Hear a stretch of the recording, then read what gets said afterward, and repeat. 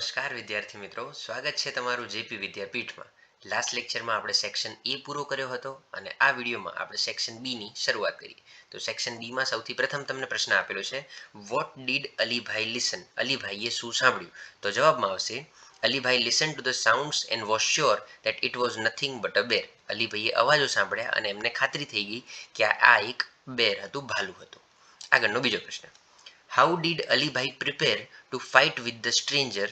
અલીભાઈએ કઈ રીતે તૈયારી કરી સ્ટ્રેન્જર જોડે ફાઇટ કરવા માટે? આનો બેઠો જવાબ તમને પેસેજમાં ફકરામાં મળી જશે.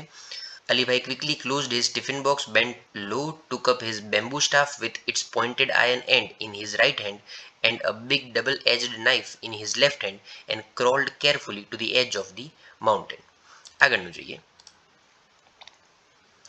વેર did Alibhai usually move for his work? Alibhai તેમના કામ માટે ક્યાં મૂવ કરે છે?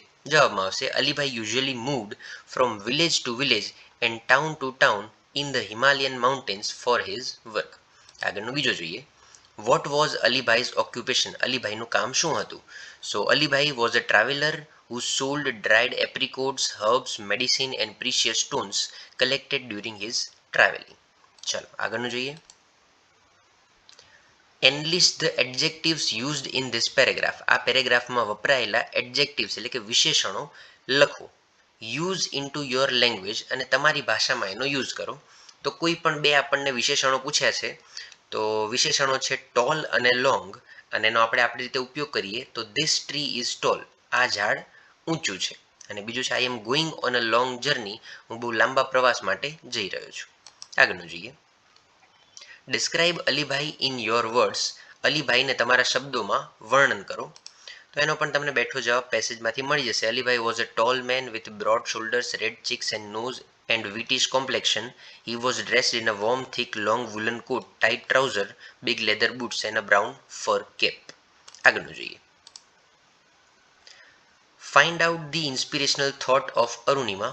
અરુણિમાનો ઇન્સ્પિરેશનલ થોટ શોધો. તમને પહેલી લાઇનમાં જ આપેલો છે. જવાબ આવશે, the inspirational thought of Arunima is remember none can defeat you until you concede. તમને કોઈ હરાવી શકતું નથી જ્યાં સુધી તમે હાર માનો નહીં. અને એના ઉપરથી જ એક બીજો પ્રશ્ન પૂછેલો છે, કન્સીડ મીન્સ. કન્સીડનો મતલબ થાય હાર માનવું. તો કન્સીડ મીન્સ ટુ એડમિટ ડિફીટ, હાર સ્વીકારવી, ઓર ટુ ગીવ અપ, હાર માની લેવી. આગળનો પ્રશ્ન છે, વાય વોઝ અરુણિમા ઓવરજોયડ? શા માટે અરુણિમા ખૂબ જ ખુશ થઈ ગઈ હતી? તો Arunima was overjoyed because the artificial leg, જે કૃત્રિમ પગ હતો, felt almost like her real leg, એના સાચા પગ જેવો જ લાગતો હતો. And she could hardly feel the difference, અને એને તેને કોઈ ડિફરન્સ લાગતો નહોતો. What is stranger here? અહીંયા સ્ટ્રેન્જર કોણ છે? તો the artificial leg is stranger here. Okay, તો આ વિડીયોમાં આપણે અહીંયા સુધી જ રાખીએ. આગળનો જે પેસેજ છે એ નેક્સ્ટ વિડીયોમાં આપણે જોઈશું.